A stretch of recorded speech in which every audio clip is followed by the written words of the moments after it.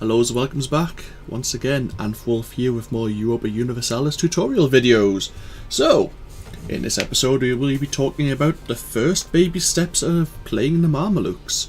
As you can see, I've just pressed the play button and we are in the main screen of Europa Universalis that you will become intimately familiar with throughout the entire game. Of course, we still have all of the different map modes that we want to be familiar with. There is a full bar here, and if I use the show more map modes button, there is a full list that we may want to play with. I have switched out the Imperial map mode for the simple terrain map mode, and I will explain that more when we eventually go to war. Whether or not we do in this episode, I'll have to wait and see how long this video ends up being. So yeah, we are the Mamluks. Here we are. Everything in the beige is us, and if I get too close, it will introduce us to our units that are actually on the map, as well as nearby units that we can see. If we get in close, there is a sort of fog of war, a dark fog of war, and there could be units here, we just can't see them. But yeah, we can see, I don't even want to try and pronounce their name. But yeah, we can see that country's particular units there on our border, because basically they are 1 and 2 province nations. They can't really hide them anywhere, whereas they can't see my units here. But they might be able to see my 7 stack of infantry and cavalry there. These numbers represent 1,000 units each, so the 7,000 is 5,000 men and 2,000 cavalry make up that army. Crusader Kings 2, which is one of the games I originally came from before I started playing this game, had a different method, whereas that actually showed you almost each individual soldier as like one unit, so you could have stacks of maybe 30,000 men. This basically goes every one is 1,000 men, and obviously that reflects in your manpower as well. So yeah. What's the first thing you want to do? Well, there's quite a lot of things. You can see there's a lot of pop-ups here which we should pay attention to. More of these will appear and some of them will disappear depending on our activities.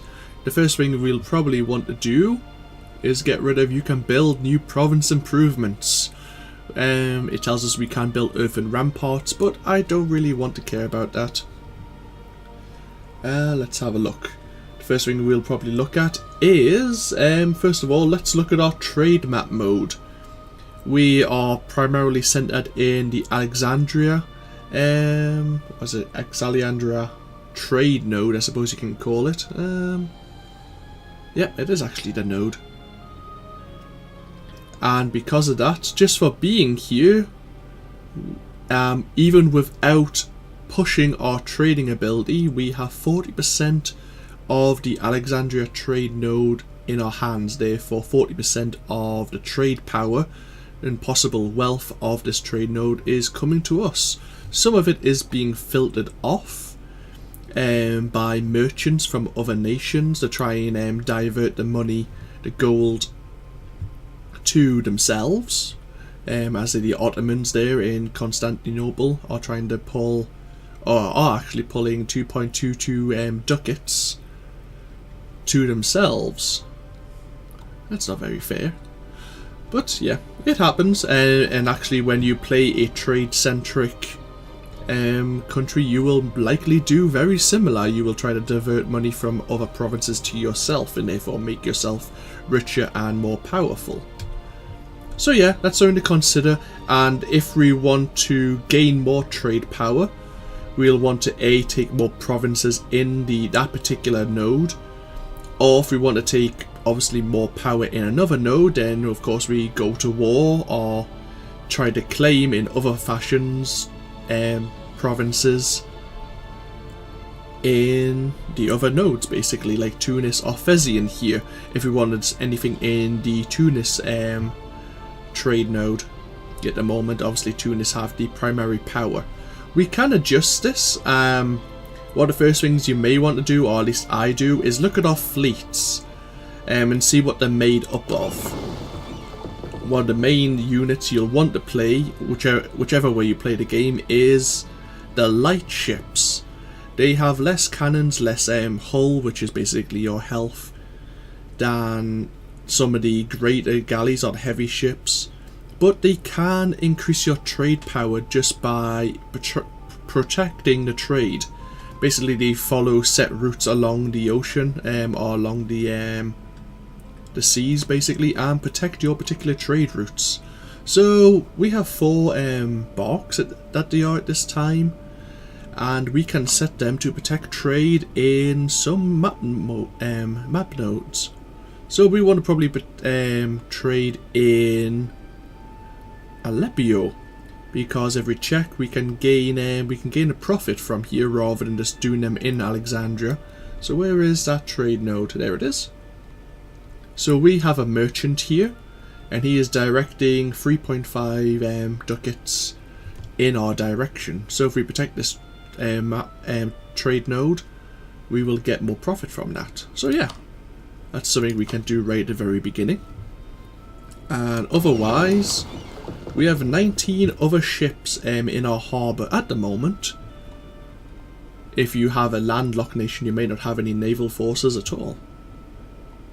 Obviously, we have carracks, or the early carracks, which are heavy ships. They have more cannons, more hull size. We have galleys, which are kind of like slightly like between the heavy ships and the light ships, I believe. And then of course we have the cogs, which are transports for your troops, of course. None of these 3 styles of ship actually can improve your trade power, but they all have greater hull size than the light ship. We don't want to do anything with these right now. We'll mostly be playing a land battle, but one thing we may want to do if and when we go to war is we may want to group these up with the light ships just to give them a bit more protection. But what we're going to do is we're going to mothball these. What that basically does is we allow them to fall into disrepair. We don't spend a certain monthly tax on keeping them running, so they will fall into disuse to a certain percentage, but we don't have to pay for their monthly upkeep. And when we do want to look after them again, it will only take a few months for them to be repaired and back in pristine condition. So yeah, we'll do that. And is the first thing we do, and holy hell, 7 minutes has passed already.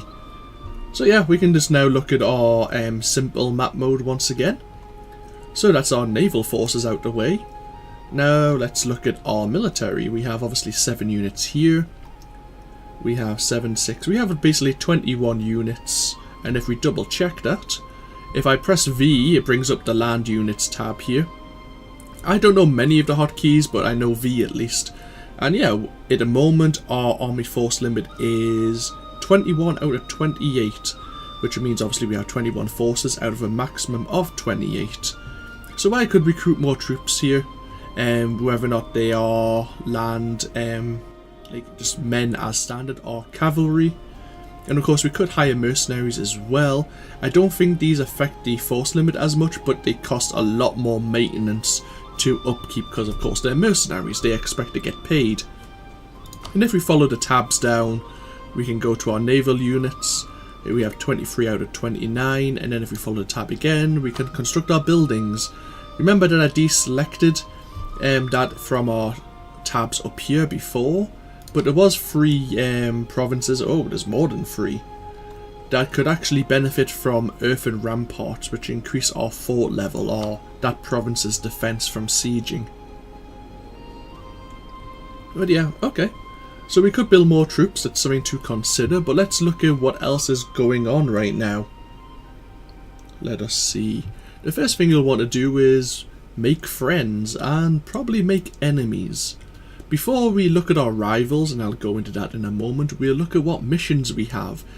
These missions can always be different. There's very few similar ones though, and they can kind of give you hints and bonuses for where what you might want to do next, what it recommends you do, and if you complete the mission you get a reward for it. So our current missions, we have 3 missions we can decide on, and national decisions I'll go into in a moment. So we can improve our prestige. If we get 50, we will gain 1 stability, and that's quite nice. We can improve our relations with Ramazan? And where is Ramazan exactly? Ah, it's this one nation province just to the north of us. If we get their opinion of us to 100, we will gain 3 prestige. Or protect our brethren from Krasya Ibrimin. And they are... I do not know. We must own that country though. I'm guessing it's a single province. Aha, here he is. So if we invade Mercuria here and take that province, we will complete this objective and we'll gain 5 prestige from that. So yeah, we'll consider. Say if we want to protect our brethren. We actually, for choosing this mission, we gained a claim, which means we have now a legal right to invade Mercuria to protect our brethren in this province because they are being cruelly persecuted. So we'll bear that in mind. That's going to be something we can use, especially in this tutorial. So our objective is to own this single province, and obviously we will get a reward for completing it. So we'll leave that there. If we didn't like any of those 3 choices, we could cancel the mission, and then we would have to wait a full year. Again, it says until 11th of November 1445, and then a new 3 options would be available. Some of them might be repeats, but hopefully there would be a new one that we wouldn't mind doing. National decisions are different for each nation. And basically these are things that your nation can do in particular. At the moment we already have one that we can achieve. If they're ticked with a green arrow, it means we already can achieve them. Because we have a military skill of 3, our ruler does, and we don't have a regency council, we can adopt the title of Califia. Our ruler will get a title until his death, and because of that he will gain a bonus to his yearly prestige and will gain 10 piety. So I don't see why we can't do that. The green national decisions are major decisions, like as in form Arabia, form Egypt, unify Islam, and there's a lot of things you must do to achieve these goals. But they give you a lot of bonuses, like if we form Arabia here, rather than being called the Mamluks, we will actually, our name will change, we will become Arabia. And we only need to own 3 other nations. As you can see, we have green stars next to owning Cairo, Aleppo, Jerusalem and Damascus. We just need Medina, Mecca and Baghdad, and I think Medina's here, Mecca's here, all in Hejaz, and I think Baghdad, yeah, it's over here in Krawa, that name exactly. So yeah, that is something that we could possibly do. Of course we'd have to go to war against these 2 nations to try and achieve it, but it'd be something we could consider. And as I say, the game's set over, well, just under 380 years, so there is plenty of time, or at least you think so. So what else can we do? Obviously we had our missions there. We automatically have a claim on one of the provinces in Mercuria. So let's look at our rivals. With the pop-up is we have too few. We have a thing called power projection here. This gives us bonuses if we have so much power projection against our rivals. So if I click here now, it will pop up our diplomacy screen. And of course we have set enemies. The Mamluk enemies at the moment are the Timurids, which are over here, which are a bit of a distance away. And of course Krawa, that name again. And of course if we want to form Arabia, that would be ideal. Let's have a look. We can actually select them, but when we select our rivals, it does inform us of their army and navy size compared to our own, as well as their opinion. The Timurids and Krawa don't like us. I'm guessing, if I go back here, they have rivaled me.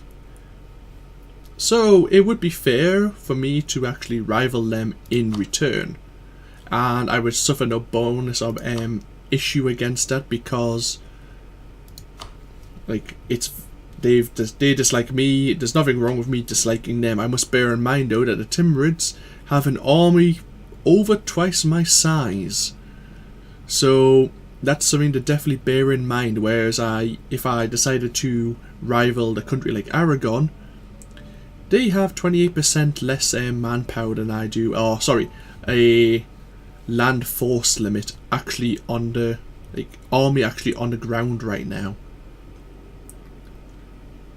So we will rival the Crower.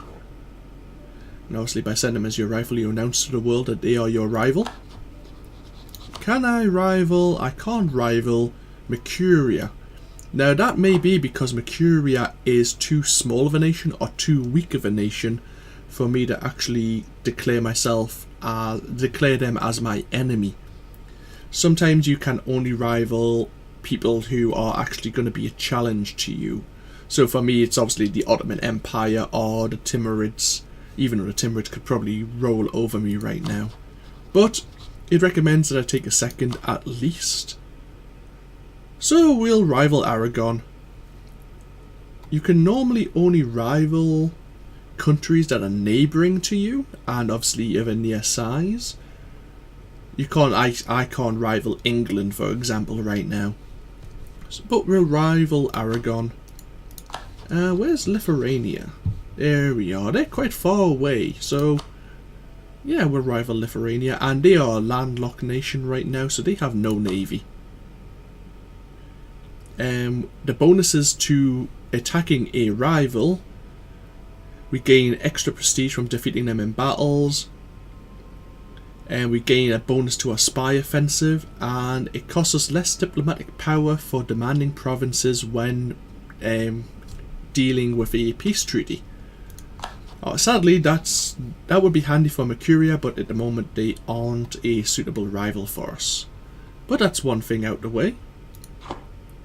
We can now convert provinces to my religion. If I look at my religion map mode, which I think is this one, let's double check. Most of our country here in the Mamluks is Sunni, but let's have a look. It's Catholic. That country there is Catholic. Huh. Let's have a look. Indeed, it is. It's the only. This obviously it tells us our religious unity, which tells us how many provinces are actually of our state religion, which is Sunni. For later on in the game, we might be able to change that. I doubt it for the Mamluks. But if you're playing a more Central European nation, like say England or France, you may be Catholic, but later on you could become Protestant. Or I think Reformed is the other one. But of course now we could send one of our emissaries, our missionaries, sorry, our emissaries. I think we only have one right now. Let us look. Oh, normally tells us. Yeah, we send our missionary. Oh, we have 2 missionaries available. Some nations only have the 1. Interesting. But that has instantly brought up a new flag. Provincial unrest. Because we're trying to convert the heathens here to the true religion of the Sunni. The diehard Catholics here in Scythian. Is it Scythian? Oh, here in Scythian. Yes, they are Catholic. They are unhappy about this, of course. They are getting forced to convert to a religion that they claim is not their own. This will happen over time, and that was one of the marks here. It tells us time. How long it will take? It'll take us till 1450. It'll take us 6 years to convert them. But during that 6 years, they could revolt. There is a chance that they could revolt.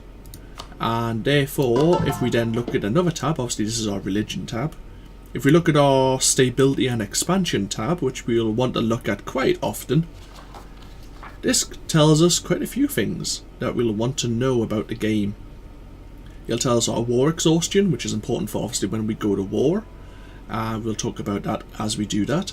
Stability is something that's quite important depending on if it's positive or negative, and there is events that both raise and lower it. We can also boost it ourselves using power, and I will introduce those in a moment. But here's our rebels and possible revolt risks. So as I said, the Syrian nationalists kind of want to rebel against us. They want independence for Syria. And if we just highlight over here, a lot of them don't really care. But Syrian, because we have raised the revolt risk by trying to convert them from Catholicism, I get the word out, there is now a 5.2% chance per month that the revolt risk will increase by 10%. When that reaches 100%, that's when a revolt will happen and units will spring up, either just at Syrian or they'll spring up in every province on the list, which means that Aleppo, Jerusalem, I don't think they do. I think it's just the ones that actually do have an unrest, like a positive unrest, as in it's just Syrian right now. But I'm not 100% sure, so I would be prepared just in case. One way to reduce that, of course, is to have actually put units on top. Each stack, I think, reduces it by a certain percentage. It's not a great deal, but what is it, 5.2 right now? So we'll move this 7 stack over. And obviously when I unpause the game, we haven't even unpaused the game yet, I will show you how that's changed. So what else can happen? The first tab in the Mamluk tree here is the government tab.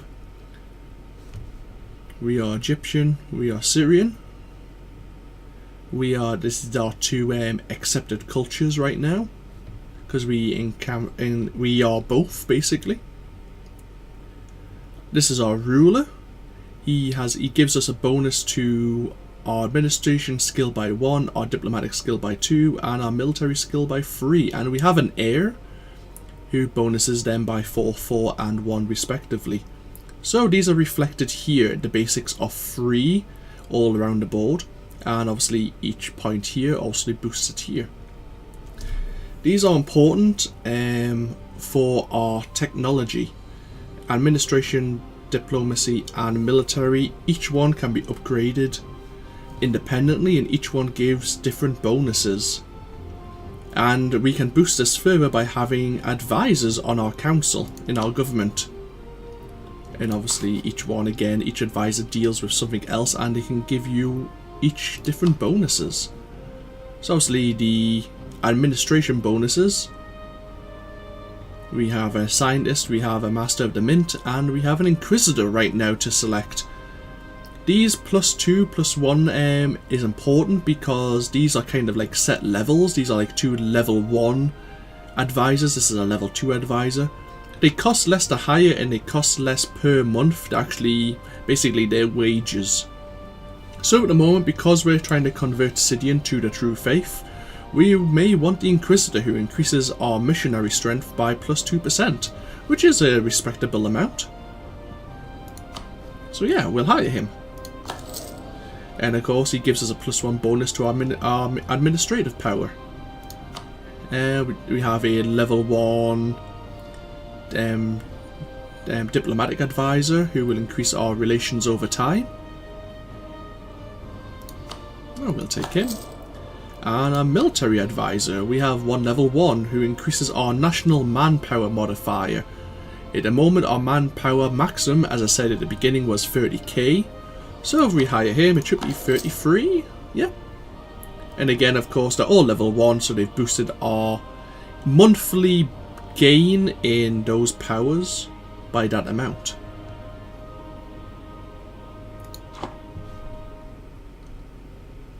So yeah, we haven't actually done a lot, but in fact I haven't even unpaused the game yet.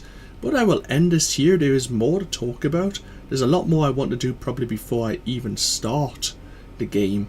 But this is what we have to get into. This is a tutorial episode, and there's a lot to show you all. So yeah, I will end this here, and in the next video I will show you some more of the first baby steps you may want to take when you play Europa Universalis 4. And then we may actually be able to go to a war and show you some of the elements that make up the game in that respect. So yeah, this has been AnthWolf. I've been talking a lot. I'm going to take a sip of juice, and then when I come back I will show you more of the game. So yeah, I'll see you all shortly. Bye bye now.